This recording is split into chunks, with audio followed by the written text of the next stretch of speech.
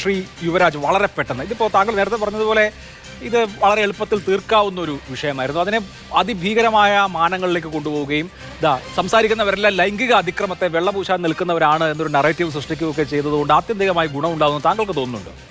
കള്ളത്തോട് കള്ളമാണെന്ന് ഞാൻ പറയുന്നത്. ഇപ്പൊ ഷിജുഖാൻ തന്നെ പറഞ്ഞൊരു കാര്യമുണ്ടല്ലോ, വണ്ടി ഇടിക്കാൻ പോയി മേയറെ കൊല്ലാൻ ശ്രമിച്ചു എന്നൊക്കെ ആക്കി ഇപ്പൊ കേസ്. അല്ലല്ല ഷിജുഖാൻ, ഞാനൊന്ന് പറഞ്ഞോട്ടെ, ഈ പട്ടം മുതൽ യൂണിവേഴ്സിറ്റി കോളേജിന്റെ ഫ്രണ്ട് വരെ വന്നിട്ടും വേറെ ഒരു വാഹനക്കാർക്കും പരാതിയില്ലായിരുന്നോ? ഈ മേയർക്കും ഭർത്താവിനും മാത്രമേ പരാതി ഉണ്ടായിരുന്നുള്ളൂ. ഷിജുഖാനെ, നിങ്ങൾ ഈ നാട്ടിൽ കോടിക്കണക്കിന് പൈസ മുടക്കി ക്യാമറ വെച്ചിട്ടുണ്ടല്ലോ, ഈ ക്യാമറയിൽ ഒന്നും പതിഞ്ഞില്ലേ ഷിജുഖാനെ? ഇങ്ങനെ ഒരു വണ്ടി വരുന്നതും ഈ പറയുന്ന മേയറുടെ വണ്ടിയെ ഇടിച്ചു കൊല്ലാൻ ശ്രമിക്കുന്നതും ഒന്നും വേറെ എങ്ങും കണ്ടില്ലേ?